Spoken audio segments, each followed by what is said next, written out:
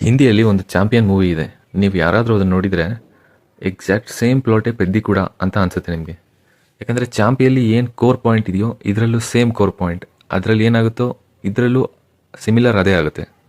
But champion ಯಾವ ಲೆವೆಲಿಗೆ high ಕೊಡುತ್ತಲ್ಲ, ಅದರಲ್ಲೂ ಅದರ ಕ್ಲೈಮ್ಯಾಕ್ಸ್ ಪಾರ್ಟ್ ಯಾವ ಲೆವೆಲಿಗೆ ಹೈ ಕೊಡುತ್ತೋ ಪೆದ್ದಿ ಅಷ್ಟು ಹೈ ಕೊಡ್ತು ಅಂತ ನನಗೆ ಅನಿಸಲೇ ಇಲ್ಲ. ಈ ಪೆದ್ದಿ ಮೂವಿ ಹೇಗಿದೆ ಅಂದರೆ ಕೆಲವು ಪಾರ್ಟ್ಸು ಚೆನ್ನಾಗಿದ್ದಾವೆ, ಕೆಲವು ಪಾರ್ಟ್ಸ್ ಡಿವೈಡ್ ಮಾಡಿ ನೋಡಿದ್ರೆ ಚೆನ್ನಾಗಿದ್ದಾವೆ. ಬಟ್ ಓವರ್ ಆಲ್ ಮೂವಿ ಅಷ್ಟಕ್ಕೆ ಕೊಡಲೇ ಇಲ್ಲ. ಆ್ಯಕ್ಚುಲಿ ಮೂವಿ ಸ್ಟಾರ್ಟಿಂಗ್ ಇಂಟ್ರೊಡಕ್ಷನಿಂದ ಎಲ್ಲಿವರೆಗೂ ಜಾನ್ವಿ ಕಪೂರ್ ಬರಲ್ವೋ ಅಲ್ಲಿವರೆಗೂ ಮೂವಿ ಚೆನ್ನಾಗಿ ಹೋಗ್ತಿದೆಯಲ್ಲ ಅಂತಲೇ ಅನಿಸುತ್ತೆ.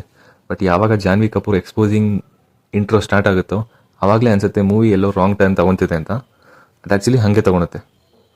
ಈ ಮೂವಿಲಿ ಸಿಕ್ಕಾಪಟ್ಟೆ ಅನ್ನೆಸೆಸರಿ ಅನಿಸ್ತು ಲವ್ ಟ್ರ್ಯಾಕ್ ನನಗೆ. ಅದರಿಂದನೇ ಮೂವಿ ರಾಂಗ್ ಟರ್ನ್ ತೊಗೊಂತು. ಅಲ್ಲಿಂದ ಮೂವಿನೇ ಒಂಥರ ಆಗೋಯ್ತು. ಸೊ ಓವರ್ ಆಲ್ ಮೂವಿ ನನಗನ್ಸಿದ್ದು it's a time pass movie.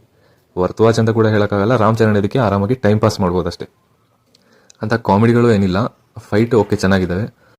ಒಂದು ಟೈಮ್ ಪಾಸ್ ಮೂವಿ. ಥಿಯೇಟ್ರಲ್ಲಾದರೂ ಹೋಗಿ ಟೈಮ್ ಪಾಸ್ ಮಾಡಿ, ಇಲ್ಲ OTT ಬಂದಮೇಲೆ ನನಗೆ ಅನಿಸಿದಂತೂ it's a one time pass movie ಅಷ್ಟೇ. ವರ್ತ್ ವಾಚ್ ಕೂಡ ಏನಲ್ಲ. ನಿಮಗೇನು ಅನಿಸ್ತು ಅಂತ ಕಮೆಂಟಲ್ಲಿ ತಿಳಿಸಿ. ಹಾಗೆ ನನ್ನ ಚಾನಲ್ನ ಸಬ್ಸ್ಕ್ರೈಬ್ ಮಾಡಿಟ್ಕೊಡಿ.